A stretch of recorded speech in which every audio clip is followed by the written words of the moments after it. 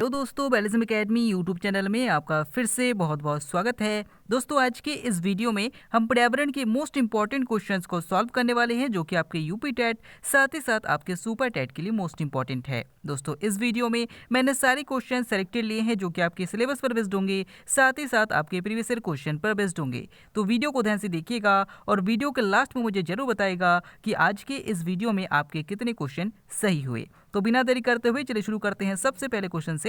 सबसे पहला क्वेश्चन है, बाष्पोत्सर्जन किसके द्वारा मापा जाता है? ऑप्शन आपके सामने है hygrometer, option B lactometer, option C potometer या फिर ऑप्शन डी हाइड्रोमीटर। इसका सही आंसर हो जाएगा ऑप्शन सी पोटोमीटर।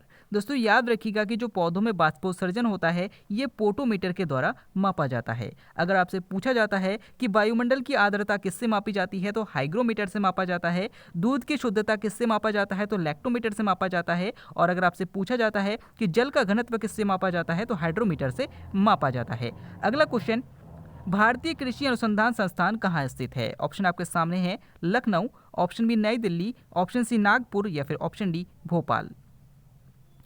इसका सही आंसर हो जाएगा ऑप्शन बी नई दिल्ली। दोस्तों, याद रखिएगा कि भारतीय कृषि अनुसंधान संस्थान जो है वो नई दिल्ली में है। और अगर आपसे पूछा जाता है कि पर्यावरण अभियांत्रिकी संस्थान कहाँ पर है तो नागपुर महाराष्ट्र में है। अगला क्वेश्चन, किस महाद्वीप पर एक भी ज्वालामुखी नहीं है? ऑप्शन आपके सामने है Asia, option B Europe, option C Africa या फिर ऑप्शन डी ऑस्ट्रेलिया। इसका सही आंसर हो जाएगा ऑप्शन डी ऑस्ट्रेलिया। दोस्तों, याद रखिएगा कि जो ऑस्ट्रेलिया है इस पर एक भी ज्वालामुखी नहीं है। अगर आपसे पूछा जाता है कि मरुस्थल विहीन महाद्वीप कौन सा है तो याद रखिएगा कि जो यूरोप है इसे मरुस्थल विहीन महाद्वीप कहा जाता है, क्योंकि इस पर एक भी मरुस्थल नहीं है। और अगर आपसे पूछा जाता है कि अंध महाद्वीप किसे कहा जाता है तो याद रखिएगा कि अफ्रीका को अंध महाद्वीप भी कहा जाता है। अगला क्वेश्चन, मानव शरीर में फेशियल हड्डियों की संख्या कितनी है? ऑप्शन आपके सामने है 24, ऑप्शन बी 8, ऑप्शन सी 14 या फिर ऑप्शन डी 10।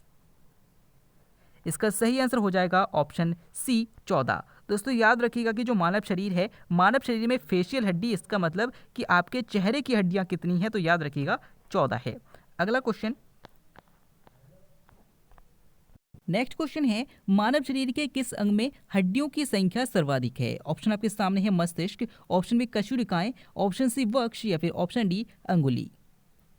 इसका सही आंसर हो जाएगा ऑप्शन बी कशेरुकाएं। दोस्तों, याद रखिएगा कि जो मनुष्य की कशेरुकाएं होती है यानी कि जो रीढ़ की हड्डी होती है इस पर लगभग 33 हड्डियां होती है। और याद रखिएगा कि इसमें सबसे अधिक हड्डियों की संख्या है। अगला क्वेश्चन, प्रायद्वीपों का महाद्वीप किसे कहा जाता है? ऑप्शन आपके सामने Asia, option B Europe, option C Africa या फिर ऑप्शन डी ऑस्ट्रेलिया। इसका सही आंसर हो जाएगा ऑप्शन बी यूरोप। दोस्तों, याद रखिएगा कि जो यूरोप है, यूरोप को प्रायद्वीपीय महाद्वीप कहा जाता है। अगर आपसे पूछा जाता है कि महाद्वीपों का महाद्वीप किसे कहा जाता है तो एशिया को कहा जाता है। अगर आपसे पूछा जाता है कि अंध महाद्वीप किसे कहा जाता है तो अफ्रीका को कहा जाता है। और अगर आपसे पूछा जाता है कि प्यासी भूमि का देश किस महाद्वीप को कहा जाता है तो याद रखिएगा कि ऑस्ट्रेलिया को कहा जाता है। नेक्स्ट क्वेश्चन है, गुजरात की जीवन रेखा किस नदी को कहा जाता है? ऑप्शन आपके सामने है लूनी नदी, ऑप्शन बी माही नदी, ऑप्शन सी नर्मदा नदी या फिर ऑप्शन डी ताप्ती नदी। इसका सही आंसर हो जाएगा ऑप्शन सी नर्मदा नदी। दोस्तों, याद रखिएगा कि जो नर्मदा नदी है इसको गुजरात की जीवन रेखा भी कहा जाता है। अगर आपसे पूछा जाता है कि कौन सी नदी कच्छ के रन में गिरती है तो याद रखिएगा कि गुजरात की लूनी नदी जो है वो कच्छ के रन में गिरती है। अगला क्वेश्चन, मूंगफली के उत्पादन में अग्रणी राज्य कौन सा है? ऑप्शन आपके सामने है Karnataka, option B Gujarat, option C Kerala या फिर ऑप्शन डी इसका सही आंसर हो जाएगा ऑप्शन बी गुजरात। देखिएगा कि गुजरात में मूंगफली का उत्पादन सर्वाधिक होता है। यदि आपसे पूछा जाता है कि प्राकृतिक रेवड़ का उत्पादन सबसे अधिक किस राज्य में होता है तो केरल में होता है।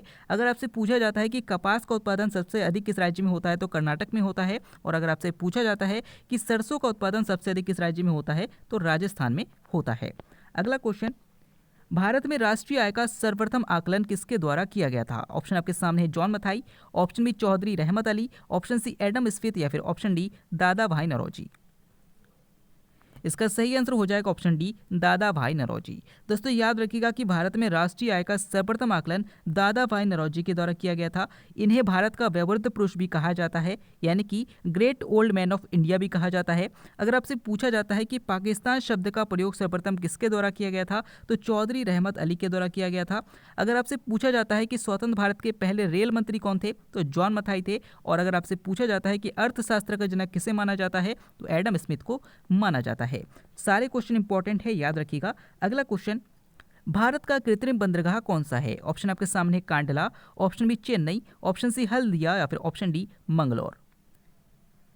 इसका सही आंसर हो जाएगा ऑप्शन बी, चेन्नई बंदरगाह। दोस्तों याद रखिएगा कि जो तमिलनाडु का चेन्नई बंदरगाह है, ये भारत का कृत्रिम बंदरगाह है। अगर आपसे पूछा जाता है कि एकमात्र जौहरी बंदरगाह कौन सा है, तो कांडला बंदरगाह है और इसका नाम अभी कर दिया गया है पंडित दीनदयाल उपाध्याय बंदरगाह। अगला क्वेश्चन, नोबेल पुरस्कार की स्थापना किस देश ने की थी? ऑप्शन आपके सामने है Philippines, option B Sweden, option C Stockholm या फिर ऑप्शन डी भारत। इसका सही आंसर हो जाएगा ऑप्शन बी, स्वीडन। दोस्तों याद रखिएगा कि नोबेल पुरस्कार की स्थापना 1901 में अल्फ्रेड नोबेल के द्वारा की गई थी और ये स्वीडन के रहने वाले थे। और इसको कब दिया जाता है, तो याद रखिएगा कि जो अल्फ्रेड नोबेल है, इनके पुण्यतिथि के दिन यानी कि 10 दिसंबर के दिन स्टॉकहोम में इसको दिया जाता है। अगला क्वेश्चन, प्रशांत महासागर का चौराहा किसे कहा जाता है? ऑप्शन आपके सामने है जावा द्वीप, ऑप्शन बी हवाई द्वीप, ऑप्शन सी ग्रीनलैंड या फिर ऑप्शन डी लक्षद्वीप। इसका सही आंसर हो जाएगा ऑप्शन बी, हवाई द्वीप।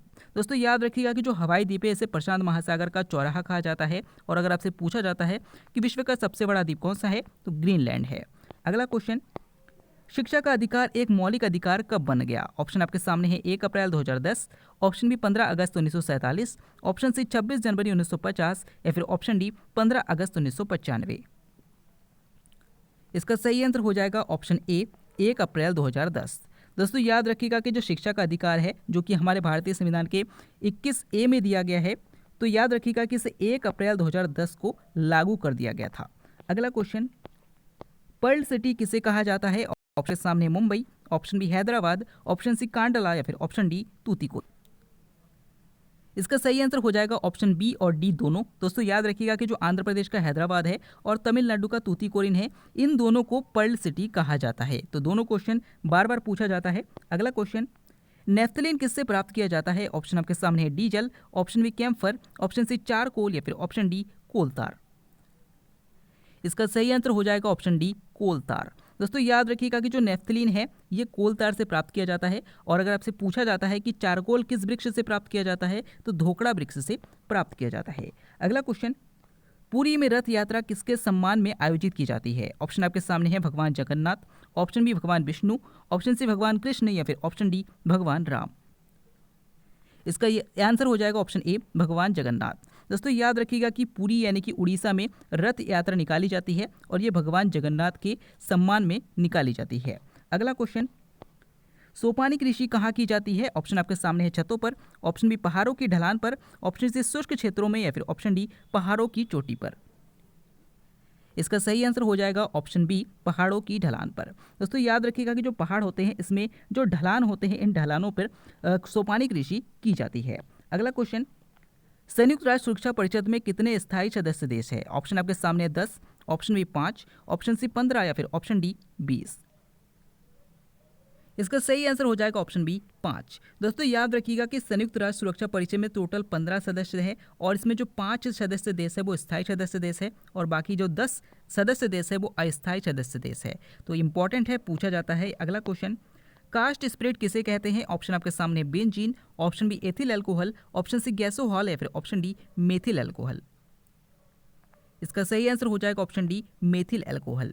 दोस्तों याद रखिएगा कि जो मेथिल अल्कोहल है, इसे कास्ट स्प्रेड भी कहा जाता है। अगला क्वेश्चन, सुपरनोवा क्या है? ऑप्शन आपके सामने ग्रहिका, option B black hole, option C पुच्छल तारा या फिर ऑप्शन डी विस्फोटी तारा। इसका सही आंसर हो जाएगा ऑप्शन डी, विस्फोटी तारा। दोस्तों याद रखिएगा कि खगोल शास्त्र में जब किसी तारे में बहुत बड़ा विस्फोट होता है, तो इसे विस्फोटी तारा को ही सुपरनोवा कहा जाता है। और ध्यान रखिएगा कि जब ये विस्फोट होता है तो पूरा धुंधला हो जाता है और कभी कभी ये खुद भी धुंधला हो जाता है। तो सुपरनोवा विस्फोटी तारा होता है, याद रखिएगा। अगला क्वेश्चन, किसकी उपस्थिति के कारण गिरगिट अपना रंग बदलती है? ऑप्शन आपके सामने है क्लोरोफिल, ऑप्शन बी बातरंद, ऑप्शन सी हीमोग्लोबिन या फिर ऑप्शन डी वर्णकी लवक। इसका सही आंसर हो जाएगा ऑप्शन डी वर्णकी लवक। दोस्तों याद रखिएगा कि जो वर्णकी लवक की उपस्थिति होती है गिरगिट में, इसी के कारण गिरगिट अपना रंग बदलते हैं, क्योंकि जो वर्णकी लवक होते हैं इसमें बहुत सारे रंग के पिगमेंट होते हैं और इसी के आधार पर गिरगिट अपना रंग चेंज करते हैं। अगला क्वेश्चन, सूर्य के सबसे निकटतम तारा कौन सा है? ऑप्शन आपके सामने है साइरस, ऑप्शन बी ध्रुव तारा, ऑप्शन सी डिमोस या फिर ऑप्शन डी प्रोक्सिमा सेंट। दोस्तों इस क्वेश्चन का आंसर आपको हमें कमेंट के द्वारा बताना है। आज के इस वीडियो में आपके कितने क्वेश्चन सही हुए, साथ ही साथ आज का वीडियो आपको कैसा लगा कमेंट करके जरूर बताएगा। अगर आप फेसबुक पेज और टेलीग्राम ग्रुप को ज्वाइन करना चाहते हैं तो डिस्क्रिप्शन में लिंक दिया गया है, वहां से आप ज्वाइन कर सकते हैं। हम फिर से लौटेंगे एक नए इंटरेस्टिंग वीडियो लेकर, तब तक के लिए देखते रहिए, सीखते रहिए।